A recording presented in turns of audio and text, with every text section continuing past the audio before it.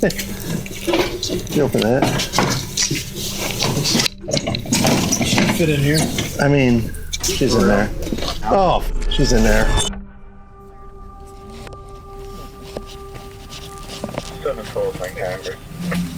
Police department. Police department. Hi, how's it going? Yeah. Are you Patricia? No, I'm her daughter, Carol. This is 50-year-old Carol Rey. She lives with her mother, Patricia, and her 3-year-old daughter. Is Patricia here? Nope, she's not here right now. She's with her sister. Okay. I'm just asking because someone was worried they didn't know where she was at. My son, John. And him and her having a little bit of a tiff because he owes her quite a bit of money. And he's been trying to call her for 24 hours now. And I gave her the message yesterday. This made sense to the cops. Carol's mother, Patricia, didn't want to deal with her greedy grandson and decided to move out and ignore him. Or at least that's what Carol claimed, because at this point, police are completely unaware of the horrifying secrets that lie just feet away from them inside the house. And over the course of the next few days, this simple missing persons report would turn into hands down the most gruesome and disturbing case that they had ever worked on. And then I get a text message from Carol's mom, but it doesn't read like Carol's mom. My grandma just texted me again. Okay. Sent the cops to my house again. My grandma's not at the house. It's clear that you're not telling us the truth. Where is she at, Carol?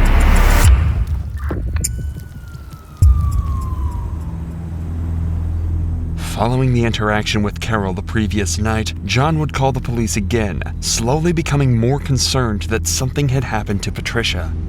So at 11 a.m. on January 22nd, officers would arrive at Carol's house for a second time with the intent to find a conclusive answer to John's worries. Grandma's Patricia. Mom is Carol.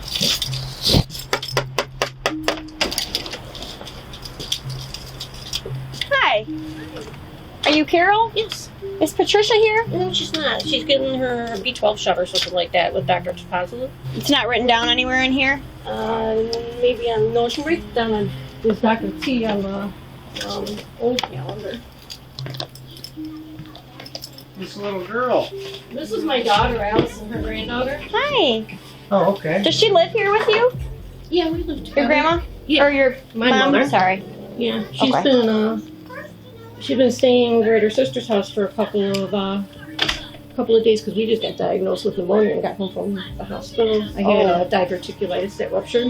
Okay. So She's back here though, staying here primarily now? clothes. I mean, all of her clothes and everything are here.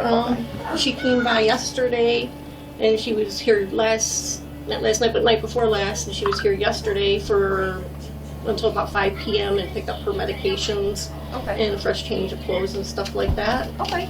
The only reason we're here is because your children are concerned about your grandma. My son John, he sent you guys over last night, which I contacted my mother about, and she had a fit and was going to go down to the Roseville Police Department today about it. Well, there's a little bit of a financial money issue between my mother and my oldest son John. Okay. And he borrows a lot of money from her and doesn't repay it. He's got a truck in the backyard she bought him, a car in the garage that she bought him that she took back because he didn't pay the insurance on it. So my mom is a very finicky woman, so she got pissy about that. Now, call him when I goddamn ready to call him. I got things to take care of. Right. Okay. My mom. How old's your mom? I said she's 69 this year. Based on Carol's story, Patricia is back living at her house and is currently at the doctor's office getting a monthly shot. Everything lines up. Patricia temporarily stopped communicating with John due to a financial dispute. However, John, being a caring grandchild, got worried something more sinister was at play. It seems like it was just miscommunication. However, officers decide to get all of Patricia's information and check her room just to ensure nothing's off. All right. Where's her room here? And it's right back here. Can we just look at it? Yeah, if you want to see where her clothes are and everything. You want to show them where Grandma B's? us? I'm sorry, baby. You want to show them where Grandma B's room is? Her room is the last one on the right. Allison's is the first one on the left here. Yep, we would let Natalie sleep in this bedroom since Grandma B spent the night over here. so that she Okay. can have her stuff on. All my mom's stuff. And all her clothes are in there. All my mom's stuff is right there. Fresh clothes that she just washed. Okay. All right. We're good. We get the call, you know, and then there's one side of the story and then there's the other. So if he's got everyone worked up, like he said, he might call, someone else might call, and you don't want us showing up here a million times. So we want to just see her in person. Hey, you're fine. That's all we need to do. Okay? Alrighty. Alrighty. Thank you. You're welcome. Have a good day. The officers have one simple task to wrap this case up. Simply confirm Patricia is okay with their own eyes. To do this, Officer Pelt decides to call the doctor's office where Patricia is apparently being treated. However, the call doesn't go as planned. Hi, this is Casey from Woods Cardiology. How can I help you? Hi, this is Officer Pelt with the Roseville Police Department. I'm just calling because I believe you have a patient in your office by the name of Patricia Bennett. And she has some family members that are concerned about her and are trying to just make sure she's there. Nope. She's not here. They might have got the date mixed up. Her appointment is, February the 13th. But I'm going to go ahead and ask a couple of my colleagues just to make sure, like, did she come here? Right. Or anything or like is that. she planning on coming there? Nope.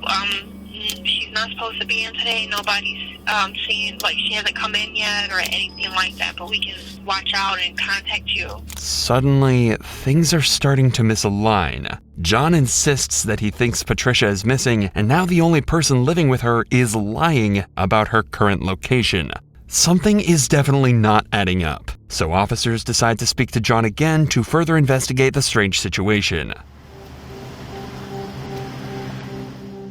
I just don't get why my grandma would make a Facebook post saying she's at home. You guys show up and she's not there.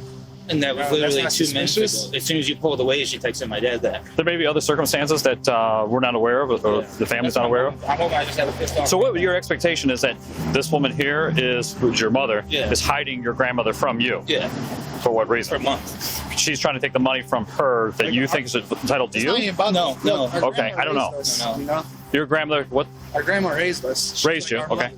Okay. So generally, yes, I'm really concerned. Our mom's about been in and out of our where life. she's at. Right, okay. You know, our mom was never in our life. And I just don't want my grandma to be passed away and she's collecting, or hopefully she's just hiding her because she's sick. And my grandma doesn't want to know. I'd rather have a pissed off grandma than a missing one. Or a dead one.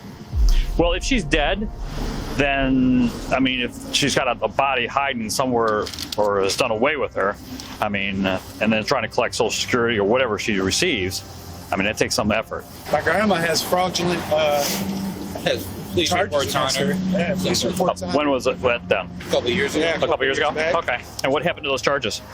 I think my grandma decided to not pursue them Okay. fully. They had like Uh-huh. to lock her up because that's her daughter. But I'm not trying to get her in trouble, but why would you keep lying? But so that's why I'm thinking that nothing's adding up. My grandma just texted me again. Okay. And So, doing cops to my house again. My grandma's not at the house. John's claims are frankly terrifying. Not only does he suspect his mother of stealing from Patricia and using her money, but he thinks she may have even murdered her. Accusing your own mother of committing such a terrible act is something officers need to take seriously. However, there's no evidence to suggest that Carol had even harmed Patricia, let alone killed her, so these claims feel drastic, unfounded, and premature. Officer Jerebick seems to have felt these claims were over the top as well, so he would lead John to the station to file a missing persons report. Additionally, he wants to learn about John's history with Carol and why he thinks she may have killed Patricia. Alongside John would be Carol's ex-husband TJ, who claimed to have important information that could help solve the case. We're just gonna record you and I. Alright. All right. So when did you physically last see your grandmother eye to eye? Probably after Halloween, beginning of November, before I went to North Carolina. I came back from North Carolina Thanksgiving, so didn't see her. Went there on Christmas, didn't see her. I've been calling her and asking her to call me. I need to hear your voice, or have my mom have you call me, I need to hear your voice, or I'm gonna do a welfare check. I threatened that a couple weeks ago. All right. Yesterday I just cracked and finally called it in. And now you haven't had any voice No contact with her since Thanksgiving. Somebody's been texting me off her phone or off her Facebook. I know it's not her just because the words they use. It's not how my grandma talks. When was the last time you saw Carol? Last time I saw Carol, period. Not Carol, Patricia. Oh, okay. I'm like every time I drop my daughter. yeah. We're like Patricia. Patricia. Contact with Patricia, yes. Yeah. It was around Halloween time. I did receive one text message the other day stating that she was sorry for holding up Carol. Carol and my daughter were supposed to hang out because it was my birthday this weekend. Getting around 6 o'clock, I started texting her. I'm like, what the fuck's going on? It's my birthday. We were supposed to be celebrating it and blah, blah, blah. Carol, and Allison are supposed to be celebrating on Sunday, your birthday. Right, and then I get a text message from Carol's mom, but it doesn't read like Carol's mom, but it says, sorry, I'm holding her up, signing over the cars and giving her title to house and insurance stuff so she can get that stuff fined Monday. It gets kind of, when Carol types, a lot of times it comes up kind of misspelled. It's because she doesn't wear her glasses and stuff like that. The only contact that you've had with her was from a random message, and she said that she was with my aunt. So I did some research. I went there today and spoke with my aunt. She hasn't spoken with my grandma since 2015. Remember how Carol said that Patricia moved over to live at her sister's house?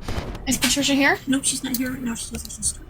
John visited that house, and Patricia's sister claimed that she hasn't seen Patricia in over 5 years. And she was messaging me today while we were there with the cops, saying that she was home, and messaging my dad that she was home when we know she wasn't there because the cops were there. My dad screenshotted them all and sent me those messages. Okay, can you email those to me?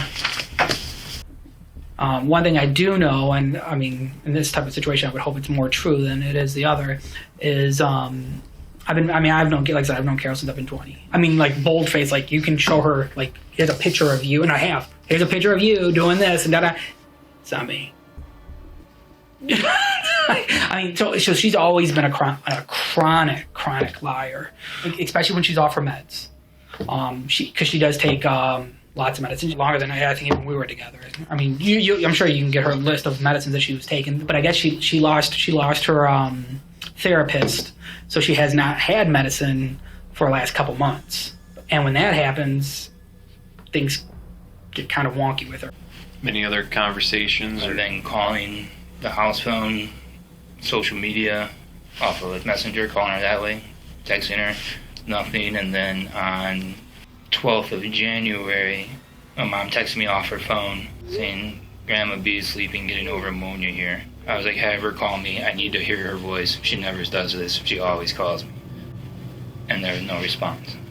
These interviews help clarify why John would go as far as saying Carol had killed Patricia. She's been lying to them for months, nobody's been able to see or speak to Patricia, and she happens to have a decent surplus of cash that the family has been pulling from. And remember, on top of all of that, Carol lied to police about Patricia's whereabouts at the doctor's office. The evidence makes it abundantly clear that Carol's not telling the truth and trying to hide something, and it's likely something horrifying. So police try and visit her house a third and final time, but this time, they aren't leaving without answers. Hello. Hi again. Hi. Is she here now? No, she's up at the Liver Cancer Institute getting her B12 shot. I'm sorry, I don't mean to be gripey with you, but... Where is she at? We're just getting conflicting information, that's fine. The doctor's office that you told us she went to, she's not there. With cardiovascular is where she goes. Dr. Tapazzo is who treats her leukocytic white blood cell cancer. Not the white blood cell cancer. Okay, because you said she was at Woods Cardiovascular. Because she has a lot of doctors. What's your daughter's name? That's Allison. Addison. Allison. Allison. It's just getting conflicting information from... That's a nice balloon. Well, it's because Can I see it? Oh, thank you. I can't keep all of it. Allison. Woods Cardiovascular is where she's been treated. Yeah? So Is where she's been treated for a long time with Dr. And how did she get there? Tapazzo. How did she get there? Her sister drives her, or I drive her. You didn't drive her today, so today... And sometimes her neighbor across the street. How did she get there today, though? I believe her sister. Her sister? Yes. The sister that lives in Warren? Yes. Okay. But you don't have your sister's number? I don't talk with my aunt or my uncle. Well, last night, Okay. She stayed over there. when the officer came here, she did not speak directly to her. No, she spoke to me. Okay. Because she was at my aunt's. She was here right before last. Is that your phone? She was here. Yes, that's the one I just gave you. Listen, we just want to know where this lady I is. understand, but you guys are upsetting my daughter and you're upsetting me. She doesn't look upset. That's Okay? fine. Because you don't hear what she says when she leaves. I just went through a really bad domestic violence divorce situation and CPS up my butt for the past 2 We're not, this yeah, year. but that's not what we're here for. We're here to find out if your mom's okay. We got a bunch of people who are concerned about her, and no one seems to know where she my is. son's father, my son, and his brother, which he's got his brother on high alert now, which his brother's wife was just here yesterday morning while my mom was laying on the couch to pick up $200 to do her tabs for the car, for my son's car. Right. Okay. Yeah. I mean, I can show you a picture of my daughter and my mom. She's sitting on the sending couch. messages telling everyone she's here. She's currently here. No, she's coming back here because she just called. She just called. Why don't you call her right now? While we're here. Yeah. And she's on her way, then shortly we'll be able to resolve this. Yeah, turn this back on for her. Yeah. You can see That's that fine. I'm actually. Oh. You want to put it on speakerphone? Will she answer you? I don't know. She went up there to get her B12 shot. Notice the drastic change in Carol's demeanor when she was directly asked to call Patricia. She's no longer deflecting, but rather soft-spoken and deliberate with her choice of words. Pay attention to Carol's body language as she's asked more of these direct questions. I know she's supposed to be calling John because John's the one that started this like 3-4 nights ago, threatening to call if she didn't talk to him. Yeah, if she didn't talk to him by noon the next day. I had her call before she went to Sam's Club. It was like Is it possible then that she- 11:45, 11:50. Is it possible then that she could just speak to John Please leave your directly? message for Directly. Yeah. Well, then why hasn't she? Like face to face, so that they're at ease. Well, she's not answering. We're sending messages to Do each you want other. to call her again? And people are just concerned. I'm sorry. Yeah. She was talking, you were talking, the phone was ringing. What did you say? Why can't your mother directly speak to John? Not through a message, not through text. She can. FaceTime. I don't have nothing to do with her and John, though. Well, that's why we're here. I'm getting stuck in the middle of it. Yes, we and got so it. are we. So are we, and we have to figure. We have trying to to get see her. Do you want to just try to call her again? What's the doctor's office she's at? Which cardio? No, the Weber Cancer Center is behind Macomb Hospital. Coincidentally, Officer Peltz would call this doctor's office, and yet again, Patricia was nowhere to be found. Officer Pelt knew something was off and decided to call in Detective Jarabeks to question Carol officially and confront her about her growing list of lies. Grandson doesn't live here. Okay. If this does go downhill and she starts making any admissions, let's stop, get her to the station. We'll do a search warrant, whatever we have to do for the house. But if she Do starts, you want to do a consent to search first? So we can gather in at the house first? Does she have consent? yeah, let's start out with that. She's already let me go through the house. Did you go through the garage? I have not been the through the cars, garage. check the cars. and No, everything. I just went through the house. It's good to South Canton. So she's at her breaking. Okay. This is Detective Garabix. Excuse me. Yes. Hi. So we're gonna, if you don't mind, we'll get consent from you to search the house to see if there's anything that would lead us to think of who she may have went with to help you out and figure out where she went. Mm-hmm. She didn't tell you otherwise, right? You're under the impression she was supposed to be with her sister. Yes. That's what she told you. Yeah. Who lives in the house? I do. My mom and this little girl for her over. Has she done this in the past? My mom doesn't tell anybody what she does. And your son seemed pretty concerned that she was in here. What's on John? Yeah. Yeah. But she tells you that she's with her sister. That's got me. That's concerning, correct? That's got me worried. I'm not worried, but aggravated. She's not answering her phone calls. The people that she says she's with, she's not. Mm-hmm. That's got me concerning. aggravated. Because I won't feel right if I leave this house without looking for anything that can point us in the right direction. Mhm. I want to do my job properly and make sure that, and I guarantee when she walks back in this door and she finds out that I searched for her stuff to help try to find her, she's probably going to be okay with it because that's what most people would be okay with, correct? I'll open up her bedroom door so you can see her stuff or whatever. I'll unlock the car for you so you can look at it and whatever, or whatever you want to do. I don't want to sign anything and get in trouble. Okay. There's all of her things. Okay. When your mom left, did she take like a toothbrush, a bag of clothes? Like she was spending the night anywhere? Well, she's a person.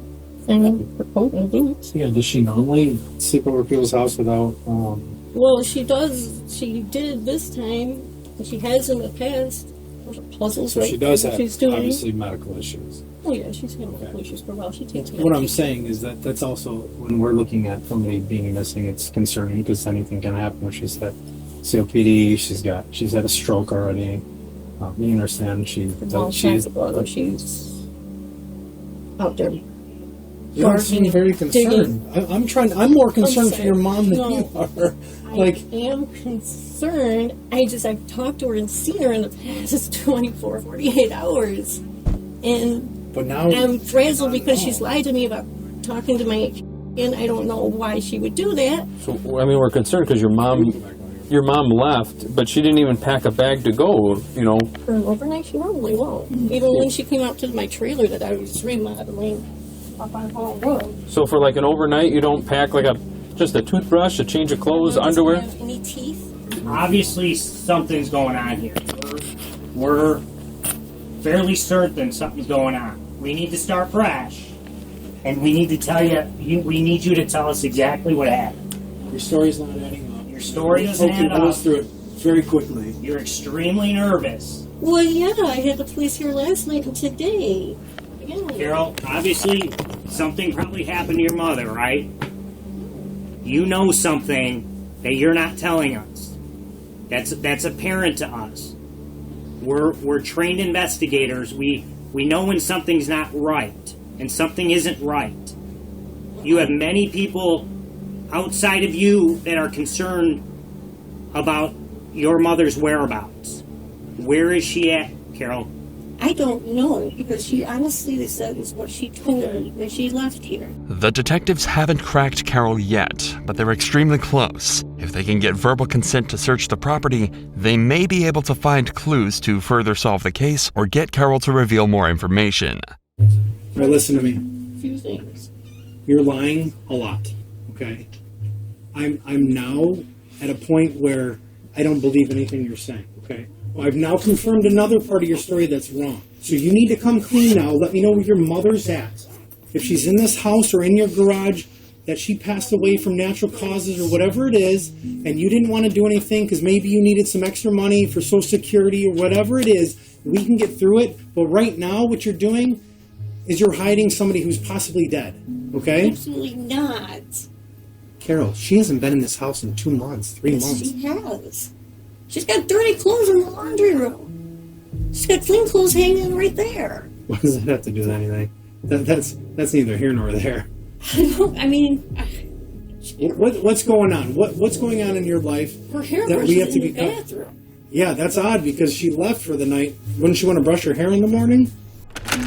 Carol was caught lying through her teeth multiple times. However, despite all of that, detectives couldn't get the consent to search her property. This leaves them in a tough situation. It's clear Carol is lying and hiding Patricia's whereabouts, but with no solid evidence, they can't be certain of Carol's involvement in the disappearance. But luckily, the police had a trick in mind, involving Carol's current boyfriend, Ricky. Since Ricky has been living in the house with Carol, he has the authority to give consent to areas of mutual access. In this situation, that allows officers to search the majority of the property despite Carol's objection to the search. As long as Ricky doesn't have any involvement in Patricia's disappearance, he would have no reason to object to a search of the property. Hey, how you doing, sir? How about yourself? Not too bad, are you Ricky? Yeah. Okay, gonna step back here. Some of these detectives want to talk with you. Detectives? Yeah. What's going on? Well, they'll talk with you. When was the last time you saw Patricia? Like, physically saw her in person? Physically saw her, it's probably been about a month. Would you mind coming to the station with us? So we can just sit there and talk? It's just about... Well, we want to find Patricia, but we're getting... She's not over at Citrus House? No. How long She's have you... on me, she's lied on me. Who's lied on you? Like Carol. Carol? She's cheated on me, yeah. Because she's the one that told me that she was at her sister's house. Thankfully, it seems as though Ricky has no idea of the crimes. More importantly, he would agree to a search of the property, granting them access to most of the home. If they discover anything serious, they'll need a search warrant to investigate it further, but a cursory look around the property is now fully legal. They begin by searching her backyard and cars. Someone's got to search the inside. Who's with her? Help. Huh? Help. Who's with her? Oh, Help's with her.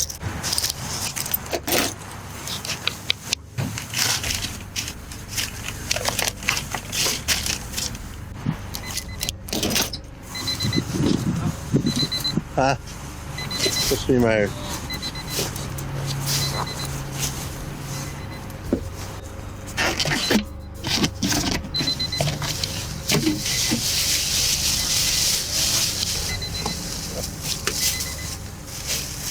After coming up empty in the backyard, they check the last remaining spot, Carol's garage.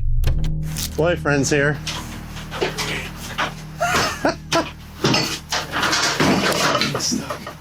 Just want to look up here real quick.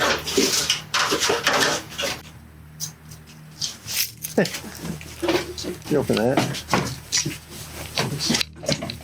Should fit in here. I mean... Ooh, bloody. Oh. Alright. What did you say? Bloody towels. There's shit in here. It's all... She's in there. She's in the house. Oh, she's in there. She's in there. Open it up. Let's see. Well, hold on. I don't know. Hold on. Well, hold on. Don't. I don't know. I'm not just... What? Nah.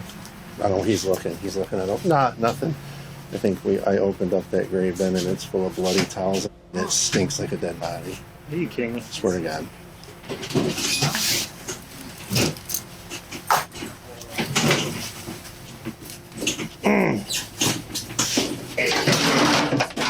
You gotta get the search warrant up. Huh? For what? If it's in there, Bodecker wants us. For what? If there's We're searching for the There's a body. bloody Yes, pillow. if there's a one bloody in there. pillow in here. Ready? Yeah, there's a body in there. Yep. Where? You see the legs from the far corner. Okay. Goes You back. wanna be sure? I'll go get the thing up there. Somebody said he was back here, so he needs to. Everybody needs. That's a boyfriend. He just showed up. We've been looking for him. Oh, okay. Hi, Lieutenant. I just opened up a big plastic storage bin and smelled really bad. It was full of blood and towels, and you can see a body in there.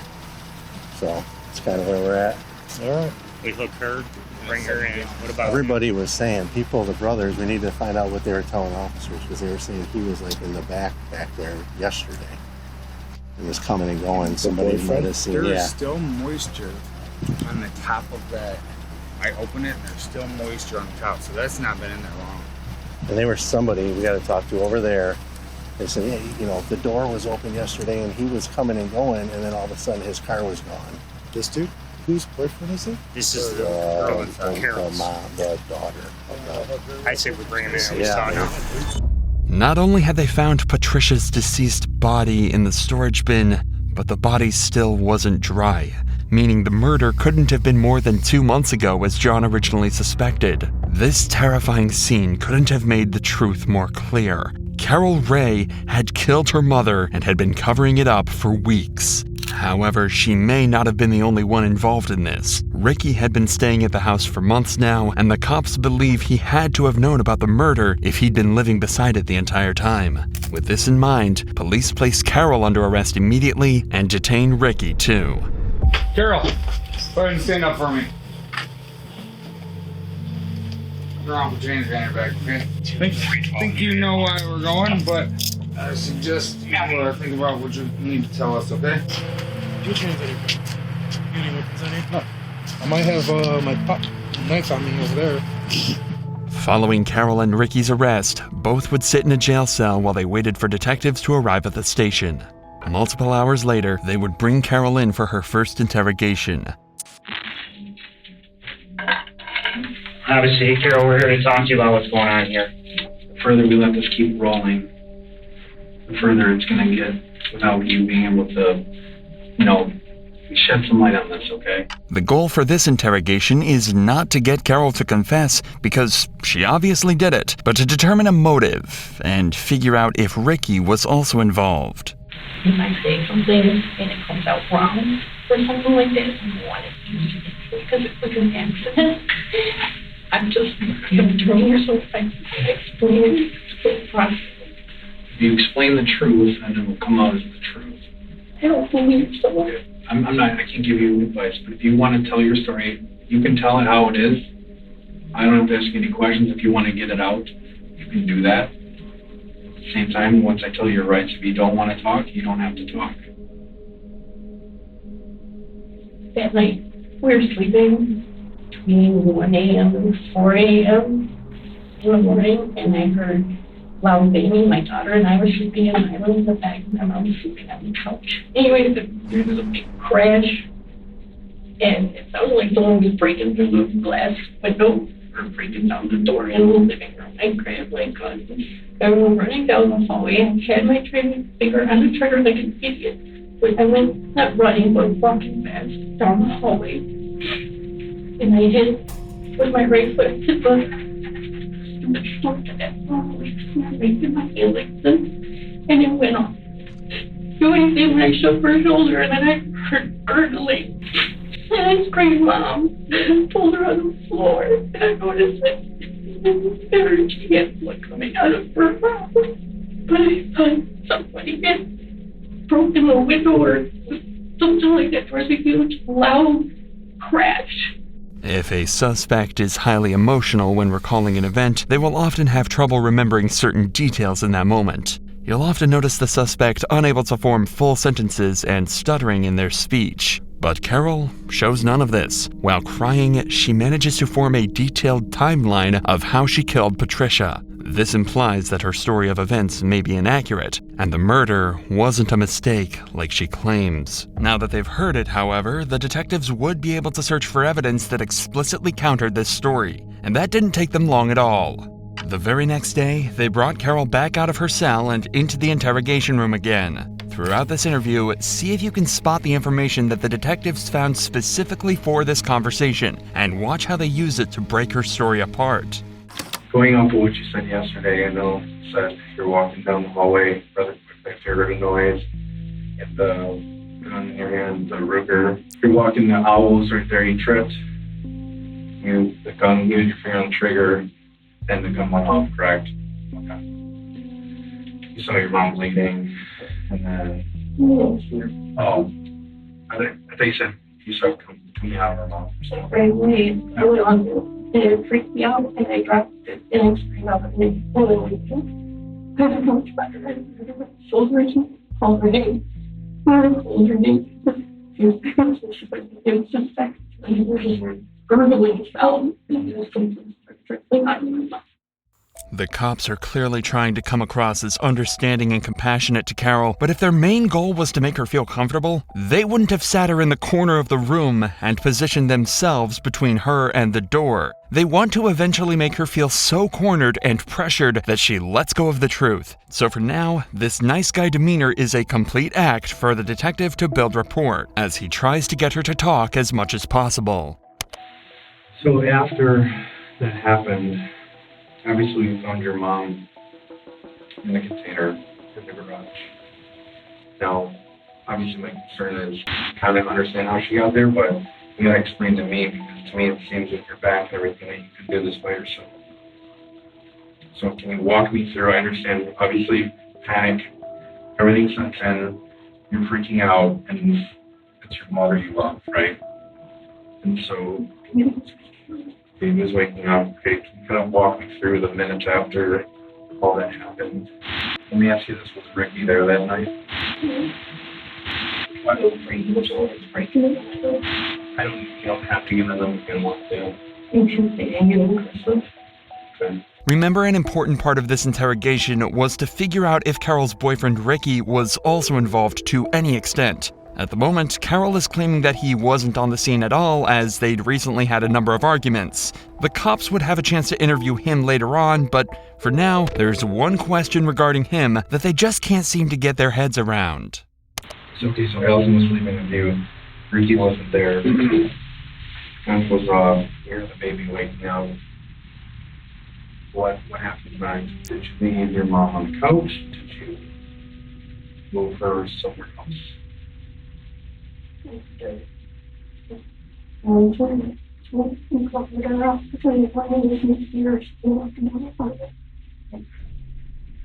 can understand that. Very hard for you to understand. Obviously, we're operating under panic, right? I mean, I can picture myself in a situation, panic, you got your daughter there. Where did you move her from the house to where first? We found her in the garage. Was she moved anywhere before the garage? Directly in the garage? Okay, so this is where I'm concerned with Ricky, your mom. And I know this is a hard detail to get through, but picking up your mom, there's no way you're picking up. How did you do that by yourself? You're saying Ricky's not there. Did Ricky come over and help?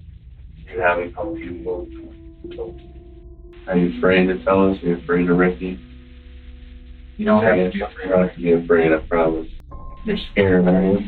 Carol remained completely silent for almost 30 seconds after she was asked this question. The cops are right to assume that she's scared, but it might not be for the reasons they think. She could be scared of Ricky and the consequences of implicating him in the crime, but she could also be terrified of the situation she's in. She's going to jail for a very long time. There's no escaping that anymore, and that's a scary reality for her. Whatever the reason is, though, the cops are still doing their best to give her a moral excuse or justification for what she did, so she'll talk a little more. She panicked, and anyone would have done the same. The best thing she can do to make things right is to tell them exactly what happened. I mean, people panic. And people make mistakes. Yeah, I mean, you know what happens most often in fleeing, when you flee from an accident, it happens all the time when people panic, right? Or say someone gets in a car accident and they smash into a car and they take off, and that person ends up dying. They hear them on the news, and then the lies keep going, and they're like, shit, I should have stayed, but I didn't, right? That's the mistake that you made. I should have stayed, but I didn't. I don't want to keep revisiting, but I have to. How did you get the toad out of the house? She'd have passed all that stuff in the garage. Is it possible somebody else could have moved it for you? The cops are really focusing on Carol's inability to physically move Patricia to the garage, as, to them, it was a clear sign that somebody else had to be involved. But at this point, they're not getting anywhere. Unfortunately, this isn't conclusive enough evidence to implicate anyone else, and it's not getting Carol to talk, but that's okay, because the detectives have one piece of evidence that they've been saving for this very moment, that could prove without a doubt that everything Carol said so far has been a total lie. The other thing I wanted to bring up is they obviously did an autopsy on your mom. They found some puncture wounds in her neck, 3 puncture wounds. Not an old scar, but actual fresh puncture wounds in her neck. How did those get there? Nothing at all? Never was anything after the fact? I'm not saying you were killing her, but you know what I'm saying? I'm saying, I don't know, maybe her out from the street if she was suffering or anything like that.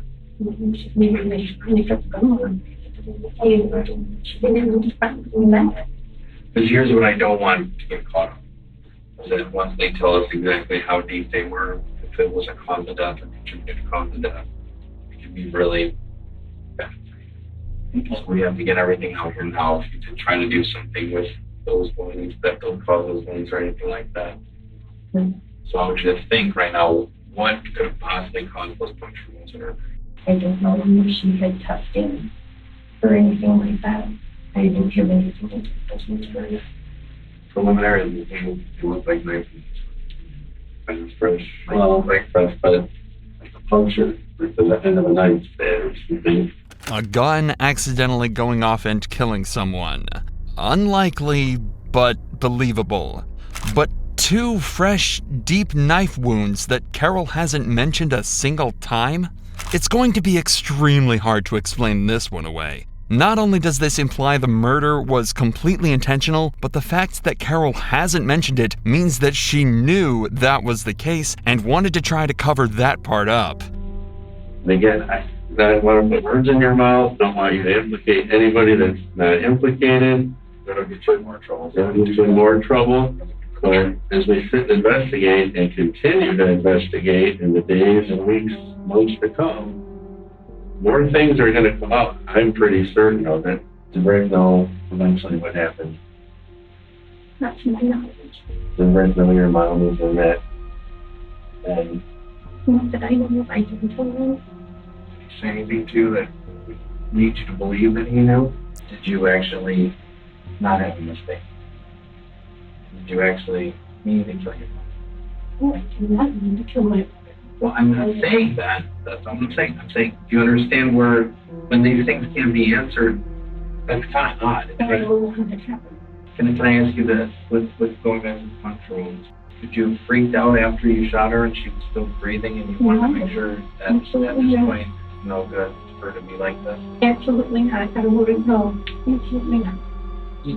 then maybe you kind of hook her to see, like, it sounds terrible, but like, is she alive? Is she out? I know. Okay. At this point, the interrogation has been going on for over an hour, and Carol clearly doesn't intend to deviate from her story despite all the new evidence. The detectives are still no closer to obtaining a confession or any information about Ricky from her, so they figure they've got no choice but to speak to the man himself. So later that day, they bring Ricky in for an interview of his own and attempt to get the truth out of him, whatever it may be.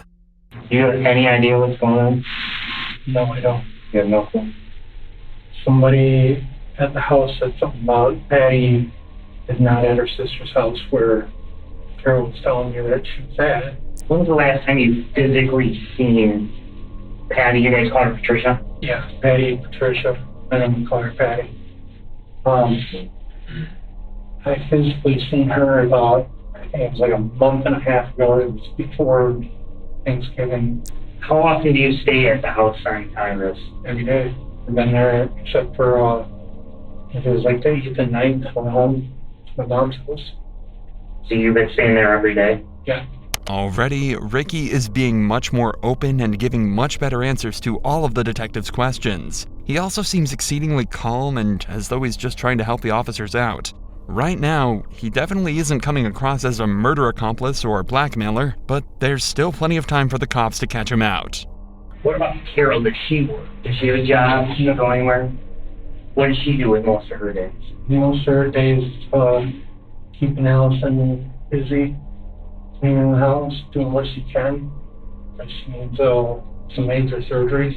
Any financial issues with you or Carol or Patty or anything? Nothing. Carol took care of the bills. You know where she had the money to if she's not working? She said she had a joint bank account with her mom. Carol been acting strange or suspicious to you or different? She's bipolar, so yes. I always said that she was the world's greatest actress because I can't tell when she's being sincere or not. That's in the condition of bipolar. They're compulsive liars, and I've been caught in a lot of her webs before. I've been telling her she's been feeling more distant. Ricky, I mean, I don't really necessarily know you, obviously, but you seem pretty nervous to me. What's going on? Is there something you're nervous about? I'm not nervous about anything. Where did you sleep in the house? Mostly in the bedroom with Carol. Carol's bedroom? Where did, sometimes on the couch. Where did Allison sleep? Mostly in her bedroom. Let me ask you about the garage. You ever go in the garage? Yeah. Never? Hardly ever. When's the last time you think you were in the garage or on the Crunchers? I think we went to go look for a screwdriver. Jeez, I don't even know. I think it was early December. It's been a couple of weeks. Did she have you go and look for it, or did you go? No, she came with me. Compared to Carol's interrogation, this one seems extremely laid back and relaxed. It feels as though there's a big chance Ricky genuinely just doesn't know what's going on. However, the cops do pick up on the fact that he's a little nervous. He's finding it hard to look the detectives in the eyes, and he seems a little soft-spoken. So, to clear things up fully, they decide to put the pressure on big time to see if he breaks. Ricky, we got a problem. We got a real big problem. I think you know what it is, and I think you need to be honest and upfront with us. So we're going to give you the opportunity now to tell us what really happened. That's what happened. What happened? What I told you. I'm not talking about the little details we've been asking you. I'm talking about with Patty. Patty, I don't know. She's been at her sister's house as far as I know. We know Patty's deceased. Patty's got a gunshot wound to her, and she was found in a tote in that garage.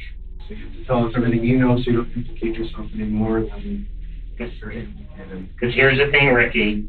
There's investigative tools we have. We're going to find out exactly when she died, where you were when she died, which I'm betting you were in that house, and you know exactly what happened. No, you don't. I never had a problem with Patty. I'm not saying you had a problem with her. I'm not saying that at all. I'm saying you know something. I don't know anything. I swear. You don't know this woman, Carol. She has fucked with my head. She has cheated on me behind my back without me knowing about it. The only way I found out about it was tripping over stuff, finding it on accident. Her showing me something on her phone, and then all of a sudden, I love you too, baby, pops up on her phone. Why are you with her? We went through counseling this year, tried to make things work, because I love her, I love the house, and I said she's my home. I really do. This is not the reaction a guilty person would give in this position. He's never defensive and he never gets annoyed. He just tries to explain things exactly as they are. He's not upset that he's been caught. It feels like he's upset that he'd ever be accused of this. He also gave a few pieces of information that could be backed up by the detectives, such as the fact that Carol had been cheating on him and that they'd been in therapy. In just 5 minutes, detectives went from assuming him to be the main accomplice to completely discounting him as a suspect. Carol, however, completely stayed in the spotlight, and it was eventually assumed that she acted alone and with intent in Patricia's murder. It was determined that Carol killed Patricia all the way back in November and hid her body for roughly 2 months before John had caught on to her act. Although Carol never verbally confessed to the crimes, she was charged with first-degree murder, felony use of a firearm, and larceny of $20,000 or more. She faces life in prison. Ricky was let go with no charges.